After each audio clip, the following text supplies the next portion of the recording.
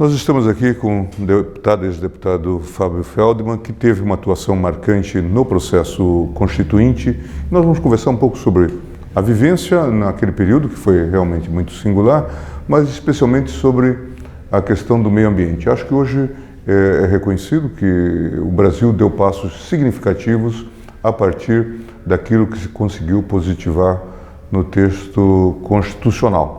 E a partir daí tivemos todos os desdobramentos, os debates todos que nós temos, o uso da ação civil pública também para a defesa dos interesses difusos ligados ao meio ambiente, todo esse processo que avançou muito, boa contribuição do judiciário, dos doutrinadores, eu me lembro de Hermann Benjamin, Ada Pellegrini Grinovo, todos esses nomes importantes que contribuíram para uma reflexão na defesa dos interesses difusos, inclusive do meio ambiente. Mas queria que Fábio falasse um pouco sobre essa experiência na Constituinte, o trabalho, as dificuldades, como foi o diálogo para a construção desse capítulo que é considerado marcante. O nosso mestre, professor Canutilho, de Portugal, fala muito nisto, dizendo que a Constituição hoje não tem que ter referências apenas ao Estado de Direito, mas ela tem que ter também referência ao ambiente, à ecologia e tudo mais. Ele faz uma classificação do Estado de Direito como um Estado de Direito amigo do meio ambiente, ou Estado de Direito ambiental.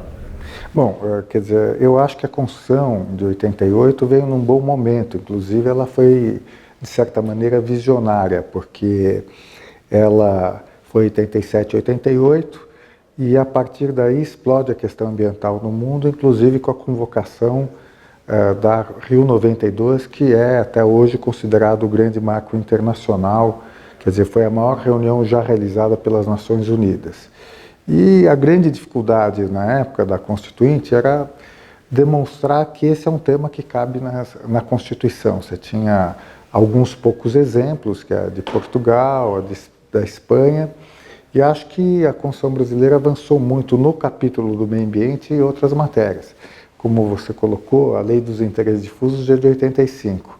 E ela, na minha opinião, provocou uma grande mudança no direito, porque até então você não tinha como litigar em juízo. Talvez você não saiba, mas eu fui advogado das vítimas da poluição de Cubatão. Sim. E uma das dificuldades... Que é uma das primeiras causas com essa dimensão. Né? E nós, na verdade, não tínhamos como promover a tutela jurisdicional ali. E até tem um dado curioso, que hoje qualquer estudante de direito acharia estranhíssimo. Quando nós fomos registrar a Associação das Vítimas, o oficial do cartório recusou o registro, dizendo que era uma ameaça à segurança do Estado, enfim. Então, acho que nós avançamos muito e, como eu estou dizendo, quer dizer, esse movimento que veio logo depois, ele convalidou, digamos assim, a Constituição brasileira, porque, por exemplo, nós usamos na Constituição a expressão diversidade genética. Só em 88 que o mundo conhece a expressão diversidade biológica, ou biodiversidade. Então, quer dizer... Alguma coisa antecipatória. Antecipatória que eu acho que foi muito bem. Até aqui só tivemos uma emenda constitucional, que é uma emenda... Necessária. Que é a história da vaquejada, Sim. Que foi uma resposta à decisão de vocês no Supremo, reconhecendo ela como cruel e... se coloca na Constituição que um dispositivo sobre isso, que na minha opinião vai contramão da história, porque hoje a Constituição da Alemanha e a Constituição da Índia estão reconhecendo o direito dos animais. Mas enfim, eu acho que a Constituinte foi um grande momento para o Brasil, mas eu sou da opinião que temos que rever muita coisa. O presidente Sarney até se recordava há algum tempo desse episódio da sanção da lei da ação civil pública.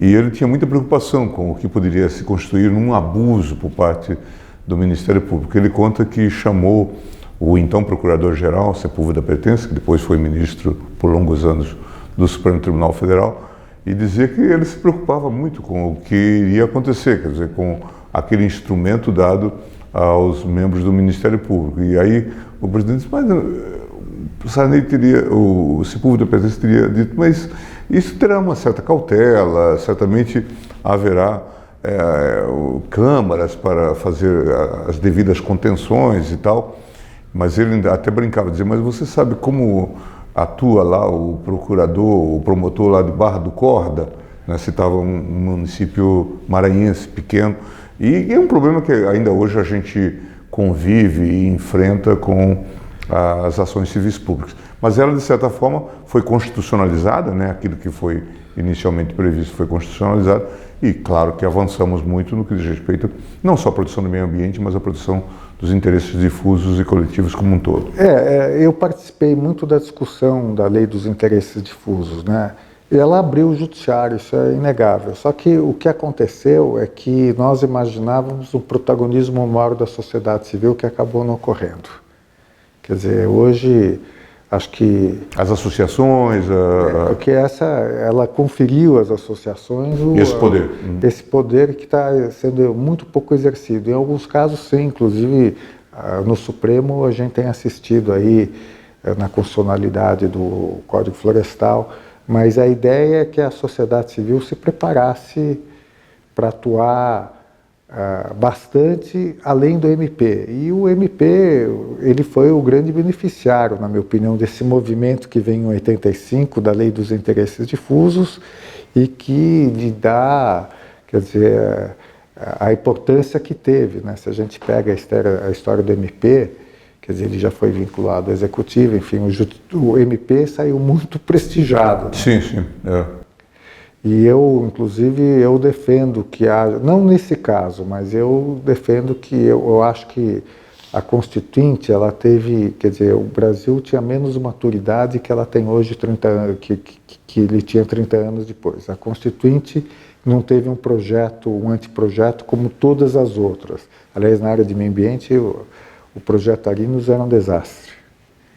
Por exemplo, ele dava ao Congresso o poder de licença de indústrias poluidoras, vamos dizer, seria um IBAMA, não é? Mas eu acho que alguma parte, especialmente do 20 ao 30, teria que se rever, porque nós não tínhamos experiência, o Brasil não tinha maturidade naquele momento, né? Essa é a minha opinião. E na área de meio ambiente,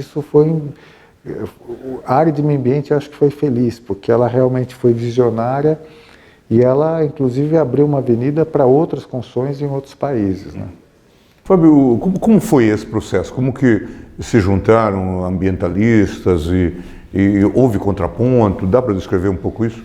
Então, primeiro, quer dizer, a grande discussão... Houve uma subcomissão de meio ambiente.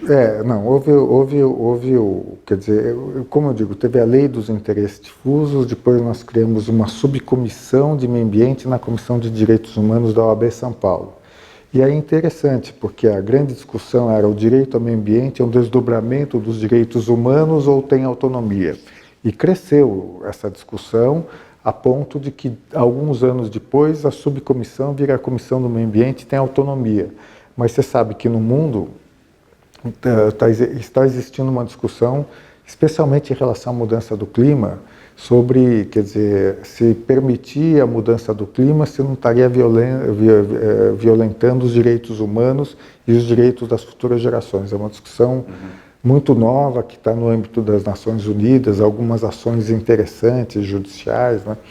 E o que aconteceu? Quer dizer, em 86 nós começamos a pensar que nós tínhamos que participar do processo constituinte, porque ele seria um processo aglutinador e importante. E havia uma divergência no movimento ambientalista, porque muita gente achava que não devemos ir para a política, uma certa visão um pouco ingênua.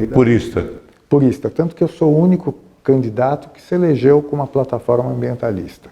E você veja que loucura, que o Brasil hoje tem menos representação dos ambientalistas ou das outras causas do que tinha há 30 anos atrás. E daí nós chegamos na Constituinte, a primeira questão era, essa é matéria constitucional ou não é matéria constitucional? Havia muita resistência. Deve ser regulado ou não na Constituição? E prevaleceu um pouco a ideia que não. Mas como a Constituição seguiu esse caminho de ser, digamos assim, uma Constituição longa, quer dizer, prevaleceu a tese que deveria ter. Agora, eu sempre me pergunto, por que você trata o meio ambiente no 225 e não trata no artigo 5º como direitos fundamentais? E isso abre uma avenida para você, que já acontece em outros países do mundo, de você pensar em procurar tutela jurisdicional não apenas por seres vivos, por seres humanos, mas discutir os outros. Então, quer dizer, naquela época foi essa discussão. E, de fato, nós conseguimos, eu acho que muito avanço, porque nós formamos uma frente suprapartidária que envolvia representantes de todos os segmentos que estavam na Constituinte e tentamos tirar a questão ambiental de uma certa politização ideológica, quer dizer, que era uma questão difícil. Quer dizer, não era uma bandeira, não ser uma bandeira de esquerda apenas, até porque nem sempre eles têm nos apoiado. Por exemplo, um dos temas que é pouco discutido é o nuclear, que naquela época era um tema muito relevante. Sim. A ideia do Brasil construir a bomba atômica, havia o projeto da bomba atômica. O pacto com a Alemanha e o tratado nuclear.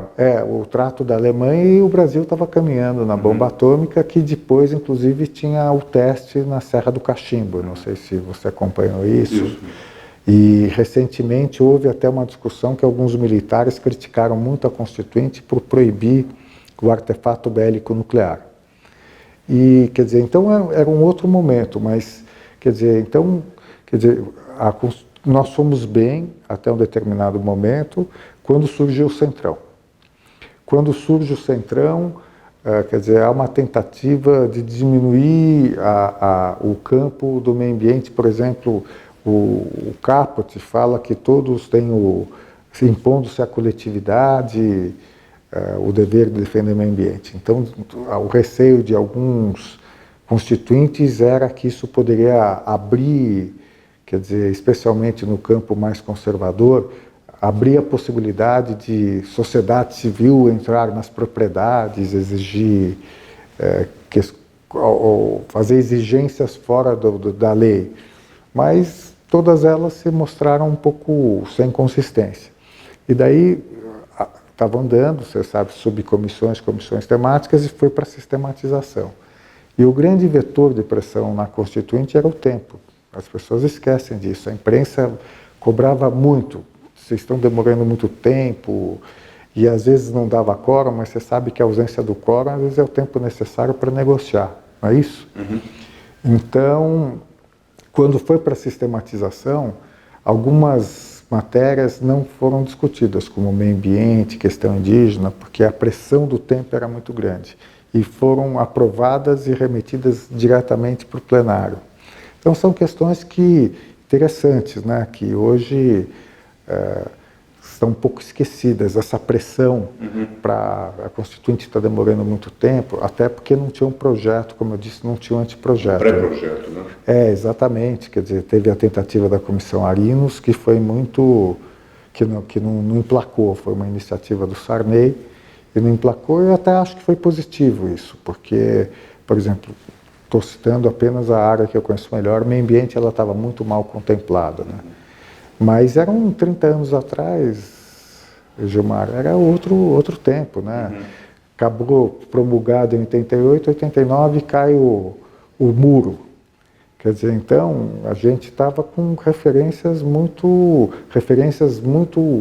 ligadas ao início do século passado, e eu acho que o mundo mudou radicalmente. O mundo bipolar... Se desintegrou o mundo bipolar, e que era bipolar em esquerda, direita, capitalismo versus socialismo, masculino versus feminino. Por exemplo, nesse campo, quer dizer, eu depois participei da revisão constitucional, né? Quer dizer, a gente tinha um dispositivo que não passou na Constituinte, que foi a proibição da discriminação por orientação. Mas a discussão do transgênero, por exemplo, quase ausente ali. Quer dizer, há 30 anos atrás, não era uma discussão que estava presente como está no mundo, não é? Quer dizer, hoje você vê, aliás, a Constituição da Índia trata desse assunto, né? Então, e até acho que também com essa nova tecnologia da informação, tudo mudou, né? Quer dizer, até do ponto de vista do direito. Você sabe que nós tivemos uma grande polêmica em relação a uma resolução do CONAMA que foi descumprida pela primeira vez em 2009. E daí nós fizemos uma representação à UEA, a Comissão de Direitos Humanos, e usamos uma decisão da Corte da Índia, Suprema Corte da Índia, que tem tratado muito da poluição do ar na Índia, que você sabe que Nova Delhi é considerada hoje uma das cidades mais poluídas do mundo. Esse é um mundo novo, né? Sim. Quer dizer, eu estou aqui e posso saber como é que está sendo julgado nos Estados Unidos Sim, a questão claro. de mudança do clima, né? E nos Estados Unidos há uma grande discussão sobre isso, se a Suprema Corte pode usar julgados... Sim, citar julgados de... Citar julgados de outros países. Eu acho que nós que somos mais permeáveis no bom sentido, isso é muito interessante. Por exemplo, transgênico, eu participei muito do capítulo do meio ambiente que diz controlar as substâncias e tecnologias que comportam risco à vida, tal. Naquela época, o transgênico não existia como existe hoje, existia o agrotóxico. Quer dizer, então, o grande conflito, na minha experiência como deputado, conversando com a sociedade, é que a sociedade queria coisas específicas, tanto que a Comissão Arinos protege a baleia, você sabe, estava escrito proteção constitucional das baleias. Como convencer que eu tenho que ter uma redação ampla o suficiente para contemplar situações diversas? Então, isso existia, queriam que colocasse agrotóxico, colocar baleia e... Bom, mas aí é um texto, já era uma legislação. E como é que você vai convencer o pessoal, os ambientalistas, olha, você não está defendendo o agrotóxico? Eu digo, não estou diretamente, mas esse dispositivo... E a legislação ordinária que veio depois é impressionante, né? Quer dizer, você tem aí, a partir de 88, Política Nacional de Recursos Hídricos, Política Nacional de Educação Ambiental, Sistema Nacional de Unidade de Conservação, que aí também já seguem a tendência mundial de tratar essas matérias, que essas matérias praticamente estão reguladas por convenções internacionais. E isso acho que é um grande avanço, né? Assim, o falar desse desenvolvimento das políticas públicas que se seguiram ao processo constituinte. Sem dúvida. Agora, existem mudanças, por exemplo, o Sistema Único de Saúde, que também foi criado na Constituinte pelo até o Eduardo Jorge, foi um deputado muito atuante. Nós já ouvimos aqui. O Eduardo, ele foi um grande deputado constituinte depois também. Mas, por exemplo, o Sistema Nacional do Meio Ambiente não tem financiamento. Então, quando a União delega para o Estado uma determinada atribuição, não delega recurso. Então, na prática... Não funciona. Essa delegação é desastrosa em muitas situações, né? Quer dizer, que são questões que têm que ser revistas hoje. E a questão do Código Florestal, como você vê isso?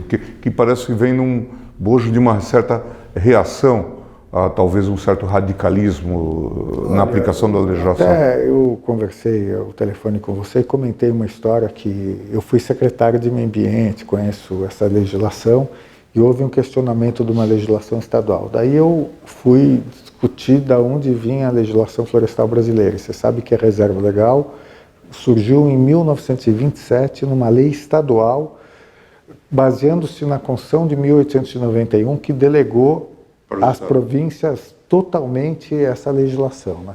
E não tinha um fim ambiental. Você sabe que o objetivo é garantir a lenha para as locomotivas nas ferrovias paulistas, porque... enfim, uma lei de São Paulo. Uma lei de São Paulo, e logo depois tem um Código Florestal do Paraná. Eu estou falando isso que eu não sabia, eu não conhecia. Então, eu acho que o Código Florestal, na minha opinião, cometeu um equívoco, que é o seguinte: eu acho que a discussão teria que ser concentrada nos passivos nas propriedades e criar mecanismos econômicos para estimular efetivamente quem tem passivo, ou que não tem reserva legal, ou não mantém a área de preservação permanente. Até porque a Constituição fala em biomas, e o único bioma é a Mata Atlântica, que está protegido. E por que eu defendo a legislação por biomas? Porque hoje, especialmente hoje, 30 anos depois, quando eu for fazer uma legislação, eu posso levar topografia em conta, tipo do solo, eu posso fazer uma legislação adequada à realidade no bom sentido, com uma visão multidisciplinar. E o Código Florestal, ele foi, na minha opinião, para um caminho... Ele é 65, né? Não, o primeiro é de 34, que, aliás, posso até te contar uma outra história. Acabei até recentemente, o Getúlio criou o Código de Águas de 34, que está vigente até hoje, o Código Florestal, o Código de Pesca, Código de Minas e a Lei de Proteção aos Animais, que foi utilizada pelo Sobral Pinto para defender o Prestes. E eu levei muito tempo para saber o que motivou o Getúlio, que aliás criou os primeiros 2 parques nacionais, né? Com muita dificuldade. Foi uma comissão legislativa, não sei se você sabe, que ele formou, e que o único exemplar está na biblioteca lá do Supremo. Então, quer dizer, essas questões já vêm. Agora, por que eu defendo, eu tenho muita dúvida da maneira como foi conduzido o Código Florestal? Porque eu acho que teria muito mais sentido o Brasil ter uma legislação por bioma. E eu tenho a dúvida de você ter uma norma única para o país inteiro. Quer dizer, então, digo, a PP é proteção do rio numa faixa horizontal de tantos metros, tal. Eu não sei se essa é a melhor alternativa. Eu acho que, como eu estou dizendo, com um aparato tecnológico, conhecimento científico... Talvez pudesse ter melhor aproveitamento. Uma legislação muito melhor, né? Quer dizer, ou por bacia hidrográfica e tal. Mas aí talvez venha uma insegurança jurídica muito grande em função da... Eu acho que você tem condições, na minha opinião, hoje, com o conhecimento científico que existe, de fazer leis específicas com as informações em vez de uma norma única para o país. Eu tenho muita dúvida da norma única, porque, como eu estou dizendo, o Pantanal, que depende é condicionado pelo regime hidrológico, quer dizer, vai definir a PP no Pantanal. Como é que você vai definir? Quer dizer, você tem anos em que você tem um volume de água muito maior e tem anos que tem menos. Então, qual é a regra que você vai usar? Então, acho que aí tem um problema nas políticas ambientais, na minha opinião, que é o que a gente chama só comando e controle, e não tem o uso de instrumentos econômicos para estimular o que eu quero. E, por exemplo, aqui em São Paulo, eu não sei se você sabe, mas em São Paulo e outros estados, as ocupações de mananciais estão sendo lideradas pelo crime organizado. Milícia no Rio de Janeiro, quer dizer... Por quê? Porque, na verdade, eu digo que não pode, sem capacidade de exercer o poder de polícia. E esse pessoal descobriu um novo nicho. Você vai lá ocupar terra privada ou pública, aluga para pobre, mas como o pobre entra, a sociedade civil fica constrangida de discutir essa questão, e nós estamos tendo ocupações aqui em São Paulo. Aqui, né? De áreas de mananciais. De áreas de mananciais. Então, eu acho que a gente tinha que partir por uma legislação em que se acoplasse ao que você quer, ou estímulos tributários ou creditícios, para poder, na verdade, garantir a implementação da lei. Porque pensar que o poder de polícia é suficiente num país desse tamanho, você concorda comigo? Na Amazônia, grilagem de terra. Por exemplo, aquilo que eu te falei, a Lei 140 delegou aos estados a gestão da fauna. Liberou a caça no Brasil. Está liberada a caça no Brasil, porque os estados não têm capacidade nenhuma. Então, acho que agora tem que ter um pouco de maturidade e desenhar bem as políticas ambientais, na minha opinião.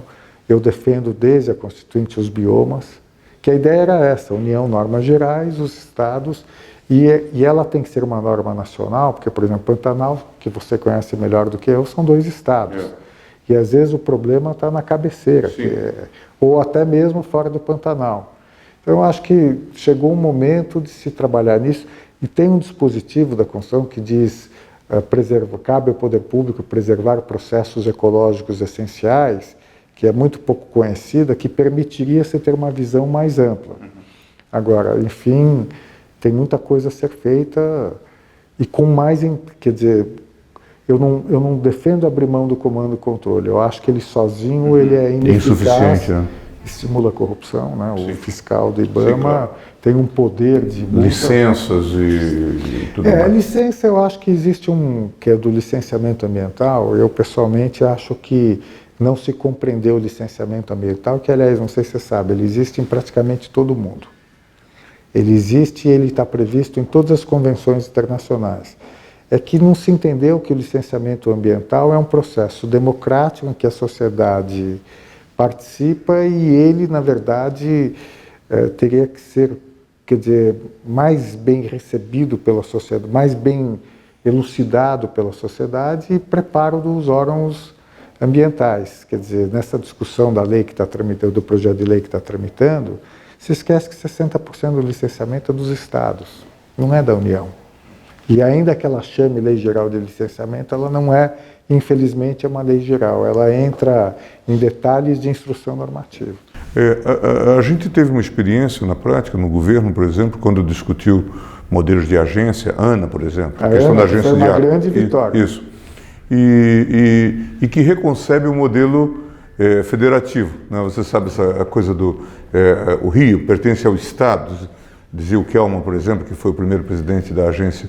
Isso é um absurdo, porque, quer dizer, do ponto de vista conceitual, porque a rigor a ideia de bacias, na verdade, não tem a ver necessariamente com essa pertinência de um rio que nasce e termina dentro de um mesmo estado. Quer dizer, você tem que pensar de uma maneira mais agregada, né? E isso levou a uma... Não, você tem toda a razão, nós mandamos muito mal na Constituição, porque nós... É claro que esse modelo é repetido, né? Mas foi um equívoco, quer dizer, a lei superficial é da União e quando ela vira subterrânea é do Estado. Isso, Nós cometemos um erro.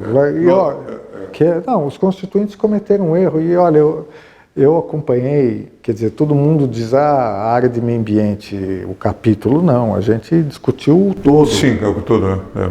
Mas aí foi um equívoco, sim, concordo sim, comigo, quer dizer, é a mesma água, é a mesma água. É a mesma água. Nós nos deparamos com um problema também de saneamento. Tivemos um debate, eu fui até relator de um dos processos, em que se discutiu a questão de quem é o poder concedente em se tratando de região metropolitana, que é uma questão muito complexa.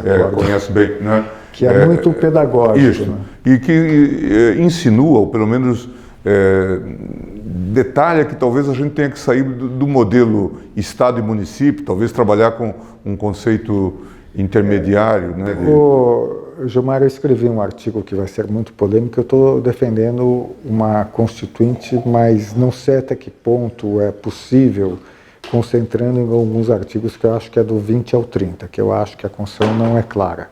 Você falou da lei dos interesses difusos, quando se define a competência dos estados, alguém copiou a ementa da lei dos interesses difusos e colocou, não sei se já... É a ementa. Que aos estados cabe legislar sobre responsabilidade de meio ambiente, consumidor. Aliás, nunca foi bem usado, aliás, nem usado, né? Então, eu acho que essa parte da Constituição é muito confusa. E defendo, inclusive, que nós não tratamos bem da questão metropolitana no Brasil. Essa questão a Aspásia Camargo insistia muito nessa ideia, o Kreis alemão, né? A ideia de você ter uma reorganização.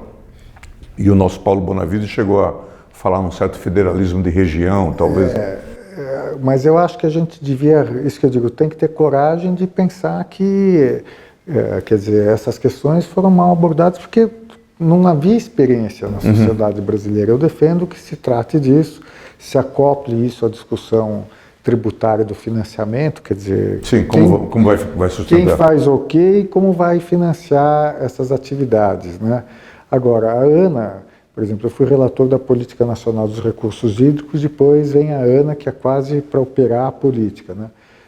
É o que eu digo, quer dizer, a política trouxe uma inovação que é a cobrança pelos recursos, o uso dos recursos hídricos, que não é o coleta, o transporte, o tratamento.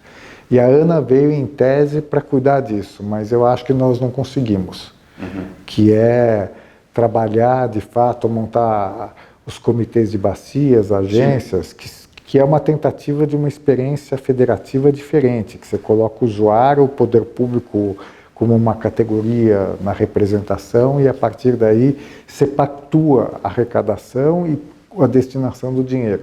Mas eu acho que até aqui a ANA tem muito mérito e muita coisa, mas não acho que ela alcançou o que nós precisávamos, que é uma nova visão até do federalismo. Né? Eu acho que esse é um grande desafio realmente, a ideia de, primeiro, como fazer essa organização territorial e como fazer com que elas se articulem. Né? E alguns erros, né? Por exemplo, o comitê de bacia, eu fui relator, então, quer dizer, daí você coloca num comitê de bacia aqui do Médio Tietê, São Paulo, e vai o prefeito de São Paulo e senta com o prefeito de Bugaçu em igualdade de condições. A gente vai ter que... Aliás, eu escrevi um artigo até nessa questão dos municípios. Eu fui o autor da primeira proposta de política nacional de resíduos sólidos. Então eu trato em Bugaçu município na Amazônia como São Paulo, Rio de Janeiro. A gente vai ter que trabalhar, Isso. melhorar um pouco, criar, não sei o que você acha, categorias de municípios, porque a lei fala União, Estados e Municípios, Sim. num país com perfis radicalmente diferentes de município. E quando eu não dou o equilíbrio correto, acontece, o prefeito de São Paulo vai uma vez, não vai mais, porque Sim. Não tem o que fazer. eu não tenho o que fazer. Eu acho que é isso que a gente tem que ter coragem, na minha opinião, de abrir o debate, né?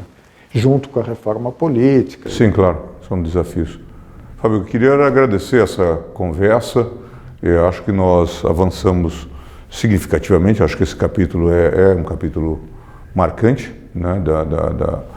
Diferencia a Constituição inicialmente das suas antecessoras, né? Acho que Sem dúvida, né? acho que esse é um dado importante e certamente deflagrou também esse processo, acho que estimulou de alguma forma algumas reformas que se fizeram no plano legal, né? Não, eu acho que, quer dizer, você tem todo um arcabouço jurídico que surgiu a partir Normativo a partir da... normativo e quer dizer, e o mundo hoje tem novas preocupações. A mudança do clima é alguma coisa real, real. colocado, enfim.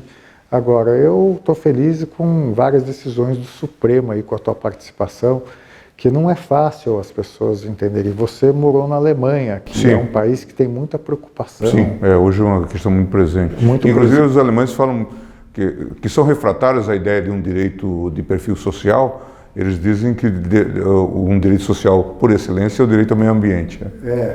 Não, e até, enfim, o Gilmar, eu estou escrevendo sobre a Constituinte, e saíram 2 livros recentes sobre nazismo e meio ambiente.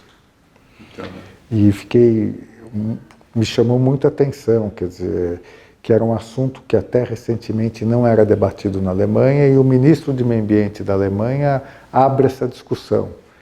E é super interessante, porque lei de defesa dos animais, tanto na época do Mussolini e dos fascistas, quanto na Alemanha, avançou muito. Então é interessante você ver isso e essa discussão hoje que é muito desconfortável, né? Para não haver exageros, né? Sim. Por exemplo, a farra do boi surgiu, quer dizer, a vedação à crueldade surgiu por causa da farra do boi. Que enfim, e a única área alterada da Constituição para atender essa questão da vaquejada, quando no mundo, como eu estava te dizendo, há um avanço da consciência sobre os animais que não é no Brasil, é no mundo, né? Esse tema... Essa questão é uma questão sempre muito, muito delicada. Eu já tinha, quando votei na questão da vaquejada, eu já tinha feito ponderações aos colegas, porque aqui também nós temos que ter uma antivisão pragmática, não é? De que talvez nós devêssemos estar mais informados e talvez buscar até soluções de caráter recomendatório e tudo mais, mas eu imaginava que nós iríamos gerar uma reação, porque isso é tido como um folguedo, é tido como... E de fato, se nós não conseguimos implementar regras básicas de construção ou coisa do tipo, vamos conseguir proibir um esporte que se nacionaliza. São difíceis, né? Nós tivemos essa discussão na farra do boi. Isso, e corre o risco da gente criar um tipo de religião laica, né, em que... Agora, o interessante é que eu quero assinalar que é uma discussão no mundo, né? E tem uma parte da comunidade científica que está discutindo se os animais têm consciência ou não têm consciência. Então é um tema que não é só nosso. Não, né? claro que não. E eu, inclusive, sofri um pouco porque eu apresentei uma vez um projeto de abate humanitário que é proibir a marretada, que você conhece. E foi objeto de piada, chacota. A Folha de São Paulo conta a história de que eu queria embebedar o Peru antes do... E agora a União Europeia exige na exportação de carne que se siga regras do que chama bem-estar animal. Então, como você falou, a gente vai ter que encontrar um caminho e pensar nesse caminho que são várias etapas sucessivas. A ironia desse caso da vaquejada é que todos os estados praticam esse esporte, especialmente no Nordeste, mas também tem em outras partes do Brasil com outro nome. E o estado do Ceará tentou regular isto. E ao regular deu ensejo a uma ação direta que teve o desfecho que teve. E a reação do Congresso, que eu acho que essa é uma da discussão, a reação do Congresso em função da decisão de vocês, foi, na verdade, a emenda constitucional, que ela admite, ela fala claramente em práticas esportivas como manifestação cultural, e logo em seguida uma lei dizendo a vaquejada é uma manifestação cultural, que até entra numa discussão que eu acho que a própria lei tem que ter uma motivação. Sim. E no Brasil essa discussão, não sei se, né, quer dizer, não é porque é lei que ela tem que estar amparada, mas é um tema interessante, acho que quer dizer, naquela época foi meio muita gente levou como sendo um pouco estapafúrdio, folclórico, colocar no texto a proibição da crueldade. E hoje, como eu estou te dizendo, muitos países no mundo, não só por emendas constitucionais ou legislação, a Suprema Corte. Sabe que a Suprema Corte de Israel considerou a produção do foie gras cruel. Não sei se você sabia dessa decisão. Que Israel era o segundo país do mundo a produzir foie gras para exportação. E a Suprema Corte considerou com aquela história de manter imobilizado o ganso e tal. Quer dizer, são coisas interessantes. Inclusive, quando teve a lei do abate humanitário, a Folha pôs uma matéria de que lado ele fica. Ele que é judeu e ambientalista, ele vai proibir o método kasher. Estou contando que nem sempre é fácil você colocar essas questões sem correr o risco, mas a decisão da Suprema Corte lá foi importante, como eu acho que a decisão de vocês também. A minha dúvida é como é que vai ficar agora dentro da emenda, dentro da emenda constitucional. É verdade, é um debate e também uma decisão de difícil implementação, porque nós sabemos que a proibição da farra do boi na prática não resultou efetivo. Não, e a marretada, você sabe que acho que é 40% da carne vem do abate ilegal, que chama boi quente, que você pega o boi, amarra na árvore e dá-lhe uma marretada. Não sei se você sabia disso. Então permanece. Quer dizer, que é cruel porque às vezes, inclusive, você começa a cortar o animal antes de ele estar totalmente morto. Aí acho que é a sociedade que tem e o consumidor também... Claro, reagir, né? Mas isso depende de uma sociedade também que evolua, né? E que ganhe consciência. Aí é uma outra discussão. Mas, Fábio, queria agradecer. Eu que agradeço. Obrigado, viu?